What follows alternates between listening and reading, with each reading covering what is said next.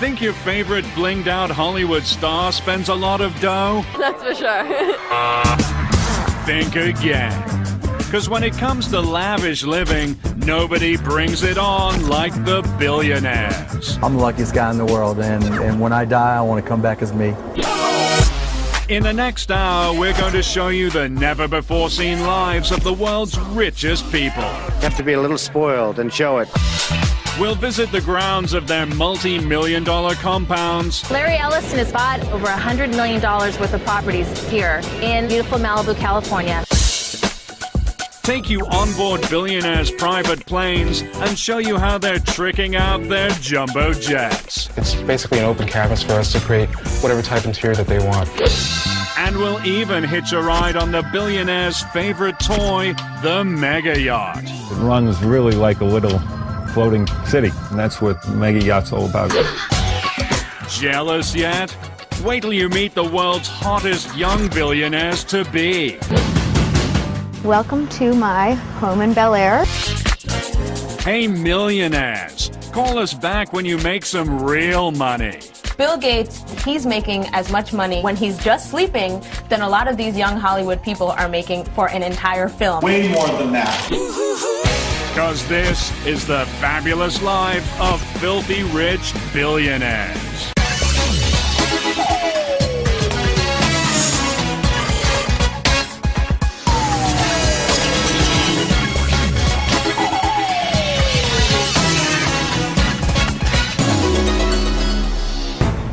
In 2006, Donald Trump filed one serious lawsuit in civil court, demanding $5 billion in damages. What happened? Was somebody cheating in his casino? Did somebody rob Trump Towers? Oh no. It was far worse. Some reporter had the gall to accuse Donald Trump of being only a millionaire. It really has nothing to do with ego. Who would think that one would find it slanderous to be called a millionaire, but be suing a reporter who said, hey, he's only worth about $250 million, but no, the Donald says it's more like $2.7 billion. Being a billionaire for Donald is a brand. People need to associate him with billions, otherwise they're not going to be paying $30 million for apartments. Yeah, because gaining entree into the billionaire club means joining the most elite economic class on Earth. Out of a global population of 6.5 billion humans, a mere 793 are billionaires. Just the interest on the money they have is more than most millionaires will ever collect in a lifetime. Let's take a rich Hollywood celebrity like Reese Witherspoon. She makes up to $29 million a movie. In order for her to become a billionaire, she would have to make 35 movies. That's how rich these billionaires are. If a billionaire wanted to, they could buy about 3,000 Rolls-Royce cars, and that would only get through $1 billion of their fortune. Wow, how far we've come. And if you're lucky enough to join the select club of 10-digit dudes, living in some rinky-dink mega mansion simply won't do. If you're an A-list celebrity, you might be looking in the range of $10 million for real estate. If you're a billionaire, you don't really have a range. You can go $20 million, $40 million, $60 million, as much as it takes to get what you want. These billionaires have homes all over the world, so when they think about buying a new one, they don't agonize about a multi-million-dollar mansion the way a millionaire would. Yeah, because in the world of billionaires, buying a mega home is as easy as grabbing a pack of Twizzlers at the checkout. Just ask billionaire Dallas Mavericks owner Mark Cuban. He bought this Dallas mansion for $15 million in 2000 without ever laying eyes on it. This is my house, Casa de Cubana, and believe it or not, I bought this house sight unseen. A buddy of mine said, trust me, it's a great deal. And then I said, okay, when you have a lot of money, you can take chances. That's one of the great things about being a billionaire, you know? Mark's Casa de Cubana spans 24,000 square feet. And look out back. There's a gazebo big enough to fit a couple of million-dollar homes. But for Mark, it's just a place to keep his barbecue grill out of the rain. I ain't even started yet. This is our summertime hangout here. Now, to some people, this might be a tennis court, but when you own the Dallas Mavericks, this is a basketball court. Then obviously after you get sweaty, then you got the pool. Most people have to like fly somewhere. This is kind of like our own resort. And even though his joint is spread across 7 acres, Mark's got one problem most billionaires would rather live without. Neighbors. That's why they're spending insane bucks to get extreme isolation. Billionaires sometimes don't want next-door neighbors, and they're probably the only people on Earth who can afford not to have them. Just ask the richest man on the planet, Microsoft founder Bill Gates.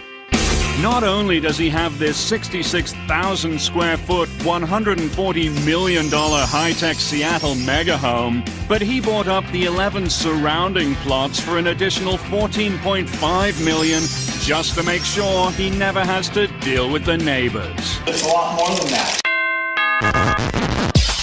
Bill Gates bought about a dozen properties on the shores of Lake Washington, which totally insulate him and his family from the world.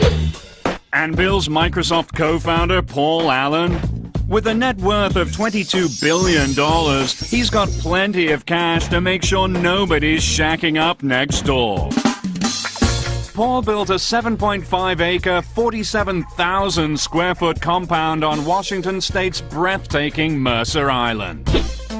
This $120 million estate has not one but 5 mansions, including a 10,000 square foot abode for Paul and a 6,500 square footer for his mommy. I think it makes a lot of sense.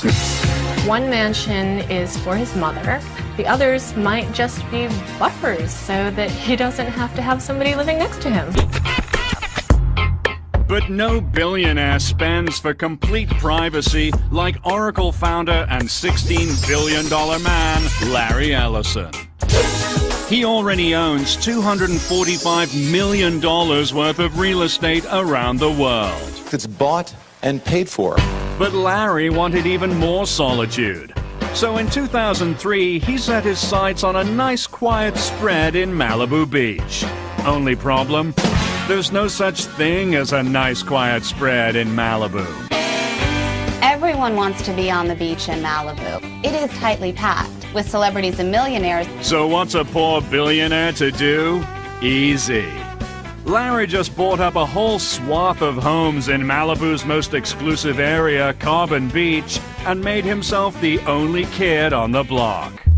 It's so rare to actually get property available on Carbon Beach. Behind us here are 5 consecutive properties that Ellison recently purchased. He actually went up to the doors and knocked and said, I'm going to give you an offer that you can't refuse, and basically they decided to sell. Yeah. Yes, that's 5 ultra-plush beachfront properties in a row. Just for a little freaking privacy. Within the last few years, Larry Ellison has bought over $100 million worth of properties here in beautiful Malibu, California. If you have a palace, that just gives you cachet way far above and beyond a regular billionaire. Owning a palace is the ultimate in billionaire living, and one of the fringe benefits of being a royal billionaire. Can you imagine calling Domino's Pizza and say, like, yes, I need like a pepperoni pizza, sent it to the palace. But if you thought palaces were just something of the past, think again. Because these days, billionaires are building brand new ones. Bigger and more tricked out than in the days of yore. Take this guy, the oil-rich Sultan of Brunei. He built himself this shiny new palace in the early 80s. And at 2.1 million square feet, it's the largest residential palace in the world. This place is gold-domed. It's bigger than the Vatican. It's on par with Versailles. It's got 1,788 rooms, and its dining room seats 5,000 people. Then there's 49-year-old Saudi Prince Al Walid. In 1997, he dropped $130 million to build his very own palatial oasis. Why not when you're worth $20 billion? Prince Al Walid of Saudi Arabia's palace is bigger, grander, more lavish, probably, than the homes of the top 5 billionaires in the world put together. This is someone who's living truly the most luxurious and wealthy lifestyle that you can imagine. Close your eyes and imagine Prince Al Waleed's personal paradise in Riyadh, Saudi Arabia. With 317 rooms, this Mideast mammoth checks in at 400,000 square feet. It's got a 20-foot-high wall of water fountain and a 75-foot-high foyer framed by dual winding staircases. There are also indoor-outdoor swimming pools, a screening room, a bowling alley, and a beauty salon. I feel at home, really. I like it. And just like a Sahara sandstorm, Al Waleed's ginormous palace has been known to swallow travelers whole. I think we will know. I got lost in in his closets. They just would go on and on and on. You had no idea where you were. Everyone walks around the prince's palace with walkie-talkies and say, I'm in this green room. Oh, that's the so-and-so room. Go into the blue room, and then a quarter mile later you'd be somewhere and maybe someone would find you. Good thing the prince has a staff of 180 to help with search and rescue. So Al Waleed can kick back in front of one of his 520 TVs and worry about what really matters. His money. The stars. Unreachable normal human has $1 billion. Take Virgin Airlines boss Richard Branson. He's building his own rocket ship designed for space tourism, Virgin Galactic. Or Amazon.com founder Jeff Bezos. He's building a spaceship and his own personal spaceport on his West Texas ranch. But Microsoft founder Paul Allen is one step ahead of the space pack. His Spaceship One was the first private rocket to leave the Earth's atmosphere. It seems to be a logical thing for a billionaire because it's a new way to spend money. So if you have the billions, why not buy yourself a spaceship? It's not often you get a chance to participate in the making of history. And if you think their rocket ships are far out, check out how they're jet setting around Mother Earth. A must for a billionaire is owning a jet ready to go anywhere at any time. You don't want to be a billionaire having to wait in line at the airport. You need to be able to pack your bag, get on a plane at any time of day or night. These billionaires fly around in their private jets the way you and I commute to work. And the billionaire's staple sky ride?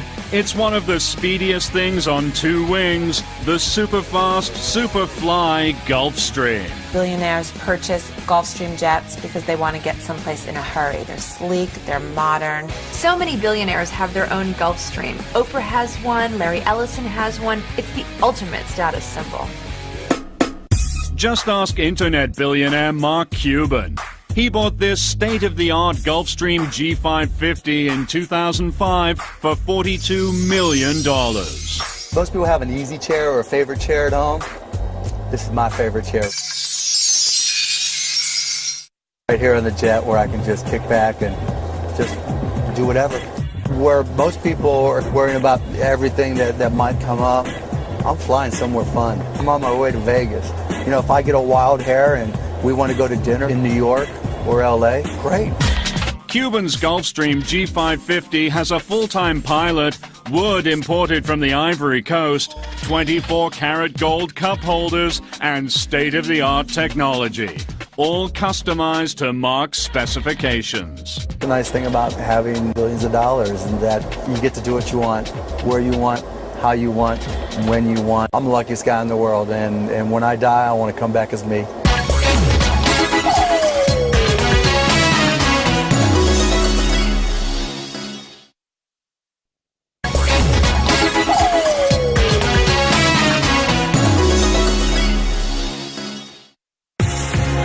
While the Gulfstreams might be the sleekest thing in the sky, for billionaires who want a little more legroom, they're buying their own jumbo Boeing jets, turning airborne behemoths into their own personal mansions in the sky. Boeing is known for building commercial airplanes for American Airlines, Delta, but when the billionaires started snapping up these planes, Boeing started a special division just to build aircrafts for billionaires. You have to be a little spoiled and show it. And Donald does. He's got his own 727. Then there's the Google guys, Sergey Brin and Larry Page. They bought themselves a banging Boeing 767 in 2005. And Saudi Prince Al Luid, he travels in style in his own 747, the monster of the Boeing line, with a staggering 40,000 cubic feet of interior space. I spend quite a bit. That's right.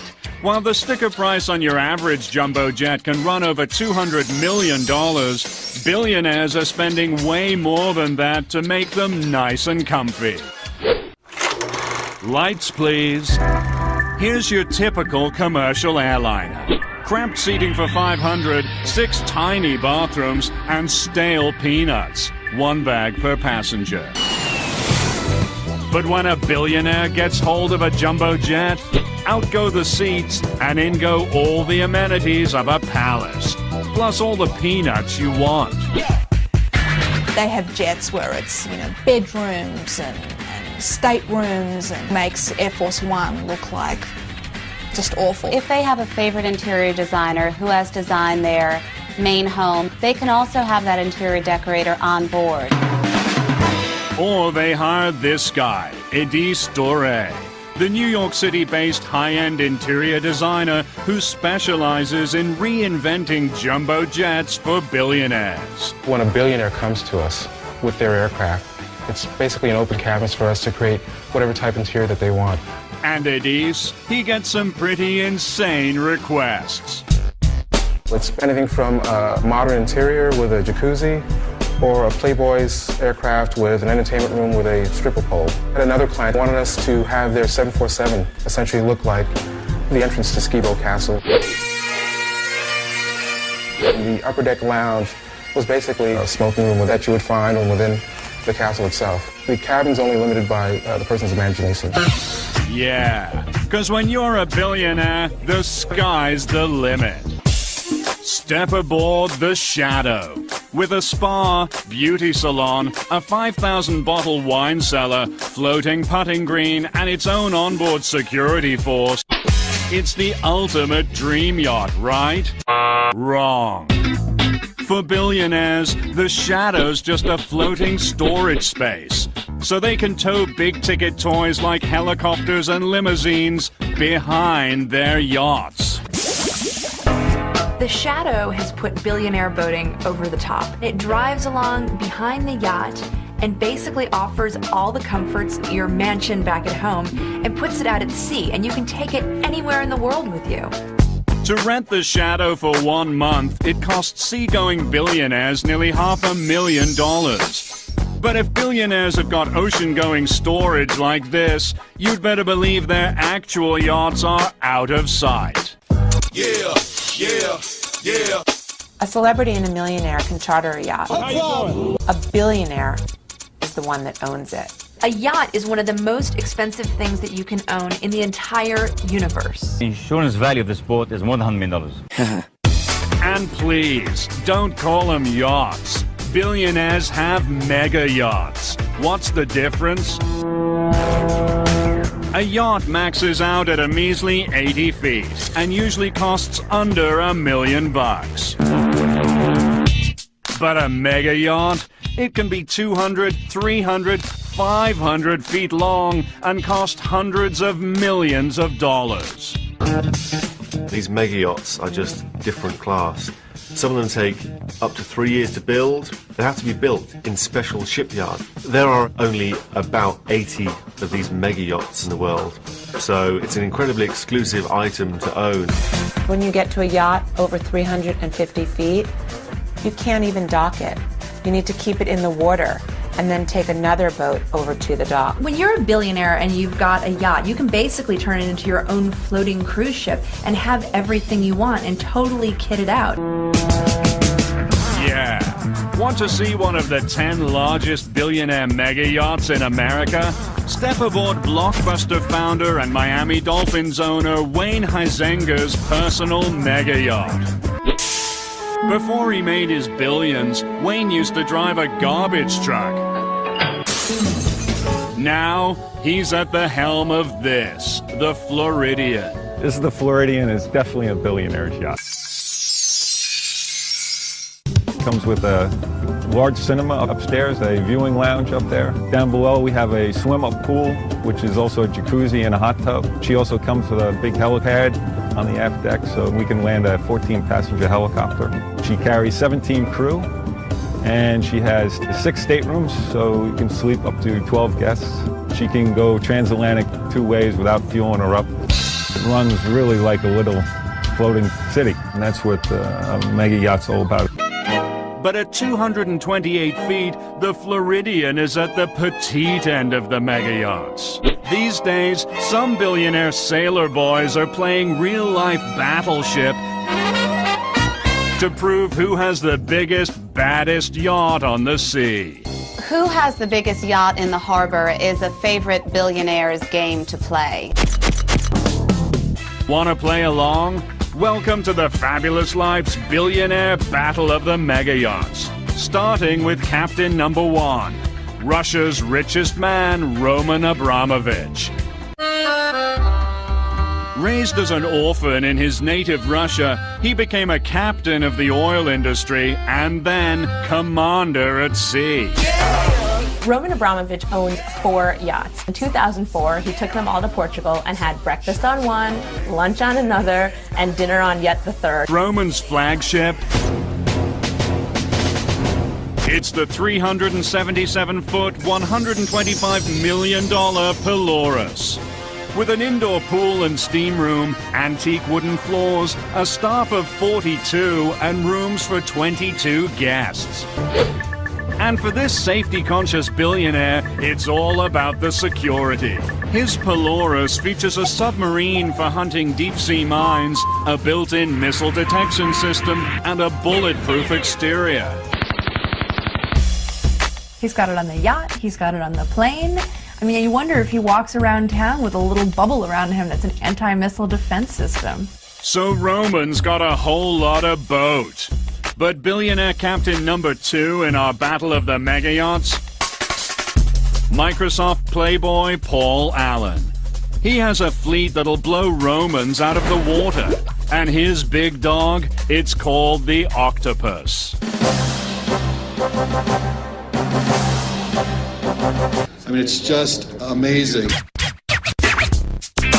Paul Allen's 414-foot, $200 million yacht is called the Octopus, and it's got a basketball court, a movie theater. It's longer than the Seattle Seahawks football field, the football team that he owns. He uses it to throw these fabulous parties where he entertains amazing celebrities all the time. Just last year, Paul Allen had the likes of George Lucas, Justin Timberlake and Cameron Diaz, Bono and Usher on his yacht. When Usher was on board the ship, he recorded a song with Paul Allen in the onboard recording studio. But docked right next to Allen's Octopus and all those exotic party locales is an even bigger boat. The $200 million Rising Sun. It belongs to billionaire Captain Number 3, Allen's tech industry rival, Larry Ellison. Larry's 5-story maritime monster features 82 rooms, a spa, and a basketball court that doubles as a helipad. And at 453 feet, it outstrips Paul's Octopus by 39 feet. Oh yeah, Larry made sure of that. Larry Ellison and Paul Allen have been in the billionaire battle over the size of their yachts, and currently, Larry Ellison's the winner. When Larry Ellison heard that Paul Allen was building a bigger yacht than his, he asked his designers to add 50 feet on, just so that he can say, I have the biggest boat. It is absolutely true. But even though Larry supersized the Rising Sun, he'd have to tack on another 72 feet to match our reigning mega yacht. The world's longest, largest, baddest mega yacht of all time. At the helm, it's billionaire captain number 4, Sheikh Mohammed bin Rashid Al Maktoum, the ruler of Dubai. And his royal $300 million platinum is a record-breaking 525 feet long. That's bigger than a Royal Navy destroyer. The ruler of Dubai doesn't so much have a yacht as he has his own floating neighborhood. You can have a lot of people on that yacht and never actually have to interact with them. Still under construction, the Platinum's as luxurious as it is long. With 2 master staterooms, a cinema, disco, squash court, plus its own submarine and a helipad for the Prince's Black Hawk chopper. It costs 10% of the total value of the yacht just to upkeep it for a year. So to do the math simply, this billionaire spends $30 million a year to upkeep his yacht. I mean, you take some celebrity, that would be as much money as they made in several years. But the sheikh must be shaking in his boots, because reportedly our fave Russian billionaire Roman Abramovich is on a covert mission to develop an even bigger boat. Being built in a German shipyard under a cloak of secrecy, his 5th mega yacht goes by the project codename Secret. But it's no secret that Roman's gonna have the biggest mega yacht on the sea. Abramovich is building another yacht. It'll be the 5th in his collection, and it is reported to be the world's biggest at more than 525 feet long. What will it have? What won't it have? Step into the bedroom of Microsoft founder and richest man alive, Bill Gates. Looks like he's sleeping comfortably, right? He should be. 'Cause while Billy Boy snoozes, his Microsoft empire keeps growing, which means he'll wake up $4 million richer in the morning. Wake up and smell the money, Bill. He's making as much money per night of sleep when he's just sleeping than a lot of these young Hollywood people are making for an entire film that they spend months filming. Way more than that. Bill Gates is so wealthy that the IRS had to have a special computer to calculate his wealth. Bill Gates is the richest man in the world. That says it all, right? That's right. Bill's got plenty to line his mattress. A mind-blowing $50 billion. And when we're talking about fortunes this massive, billionaires have got to make up stuff to spend it all on. The problem with being so rich is that you can literally get anything you want, anytime, and that money is no object. Give it to me now. Give it to me now. To actually spend all of it, it's a challenge. It is probably a full-time job. So much more money than I could ever spend.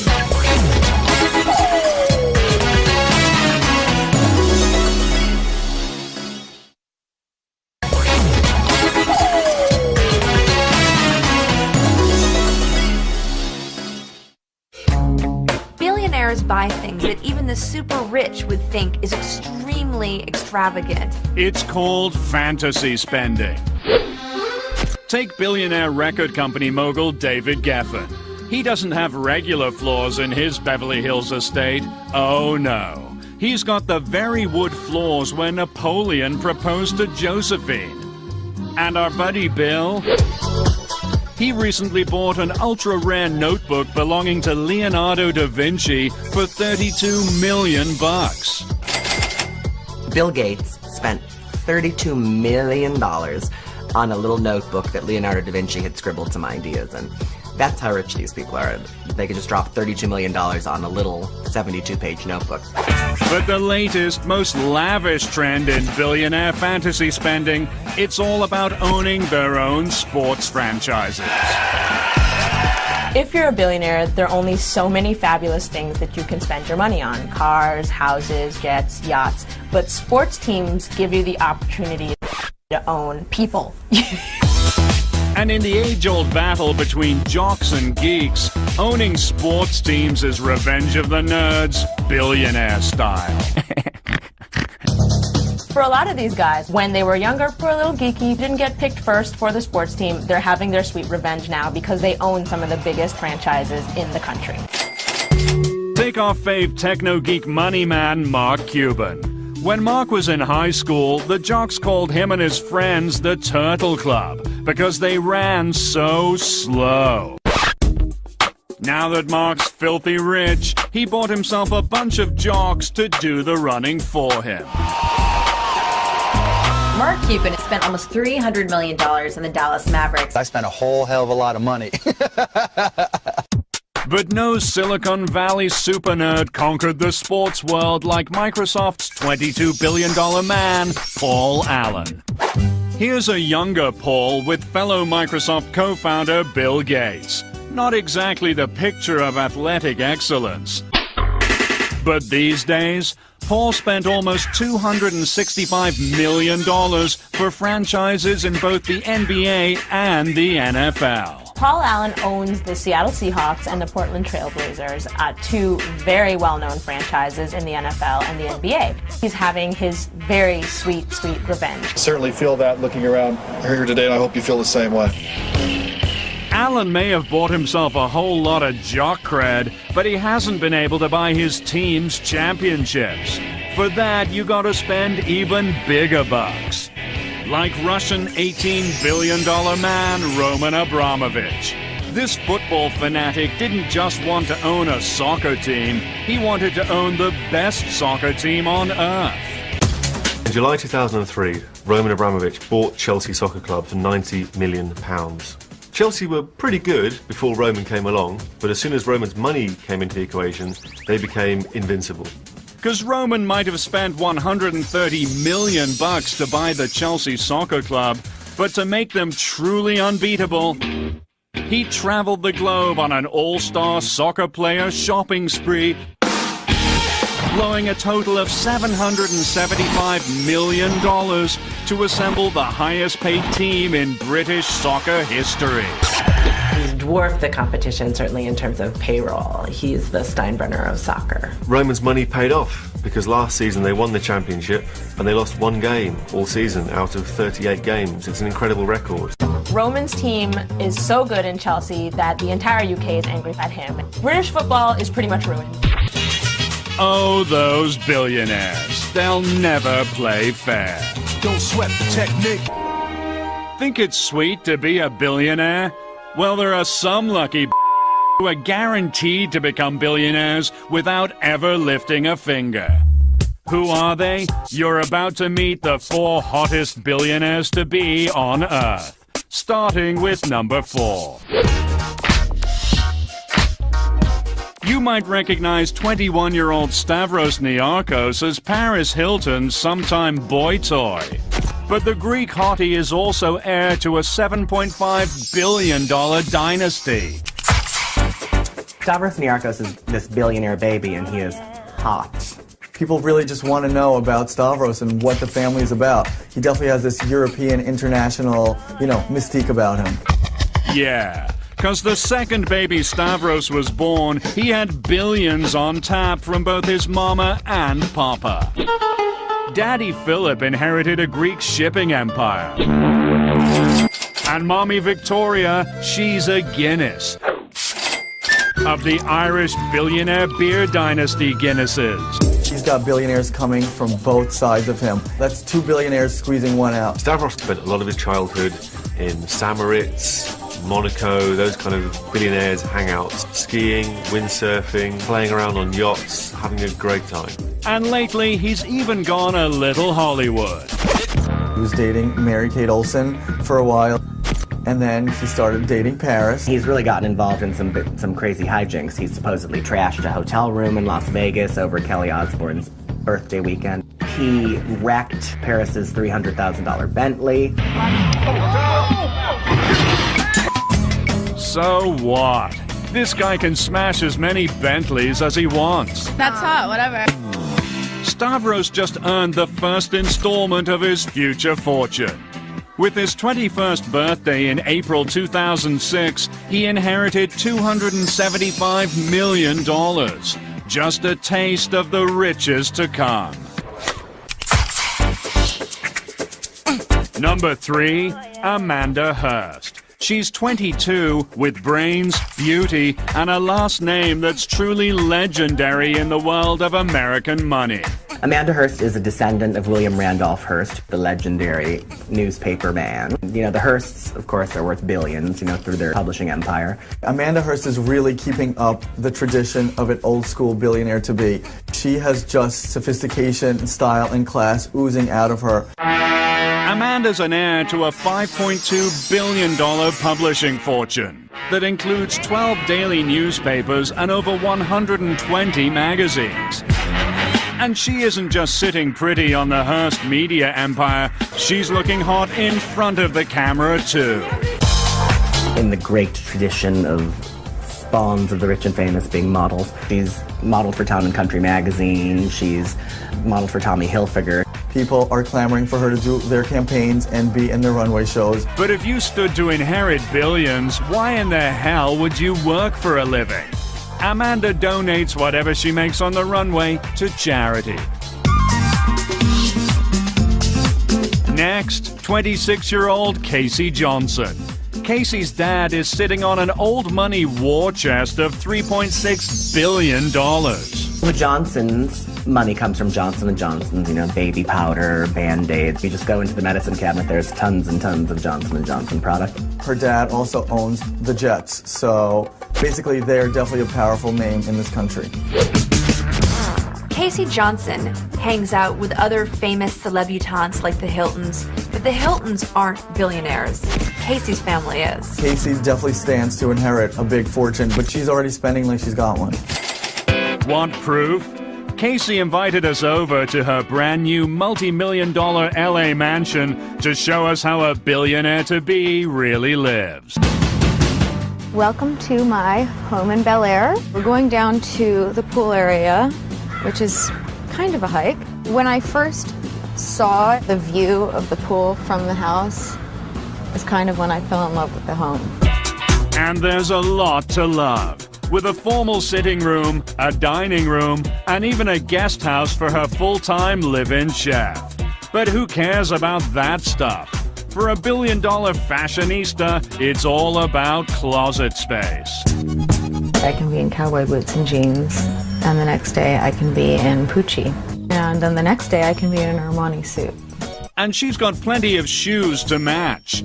A collection that includes roughly 200 pairs of ultra-lavish Manolo Blahniks worth an estimated $130,000. I love shoes. I'm a shoe freak. Manolo Blahnik. He just started making 6 inches, and he only made a couple pairs, so I bought all of them.